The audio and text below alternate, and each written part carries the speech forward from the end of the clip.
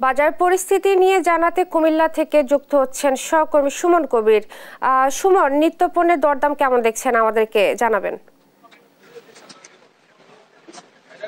জি ইসরাত, আপনাকে ধন্যবাদ। আপনি যেটা বলছিলেন, আমরা দেখেছি কুমিল্লা যে বাজারগুলোতে আসলে যে সবজি মাছের বাজারের কথা বলি, মাছের বাজার আমরা দেখেছি আসলে সকল মাছের দাম বৃদ্ধি পেয়েছে। বিশেষ করে আজকে শুক্রবার হওয়া থেকে কারণে ক্রেতার সংখ্যা কিন্তু কম, ক্রেতার সংখ্যা বৃদ্ধি পেয়েছে। মাছের সংখ্যা আমি যদি বলি প্রকারভেদে প্রত্যেক মাছের দাম আসলে বৃদ্ধি পেয়েছে।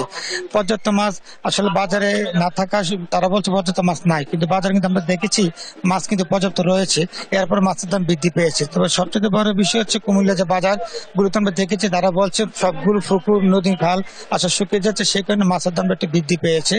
আর বাজার আমরা দেখতে পাচ্ছেন ক্রেতার সংখ্যা অনেক বেশি, আর সেই কারণেই কুমিল্লার বাজারগুলিতে আমরা প্রতিটা বাজারে সকাল 7টা থেকে আমি ঘুরে দেখেছি যে বাজারগুলিতে আসলে মাছের বাজারে স্বস্তি নেই। যারা ক্রেতা রয়েছে তারা বলছেন মাছের বাজারটা আর একটু কম আসলে হলে একটু ভালো হতো আমাদের জন্য, কারণ আমাদের আয়ত্ত সীমিত, আর ইলিশ মাছ তো বলার ধরা ছোঁয়ার বাইরে।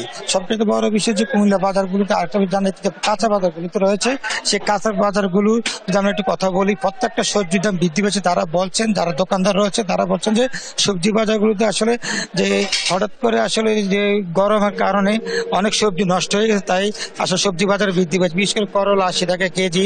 যদি আপনাকে বলি আমি আলু হলো 60 টাকা কেজি। সে আপনার যদি বলি বেগুন 80 টাকা, লাউ 50 টাকা প্রতি পিস। সেই সাথে যদি আপনার ধনিয়া পাতার কথা বলি 320 টাকা কেজি, ধনিয়া পাতা কাঁচামরিচ 120 টাকা।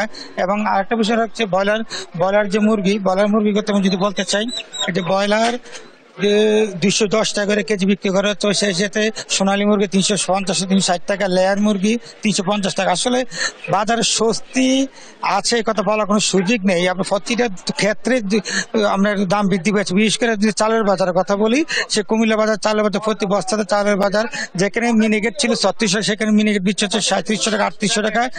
যেটা 28 চাল ছিল সেই 28 বিক্রি 2600 টাকাটা এখন 250 টাকা।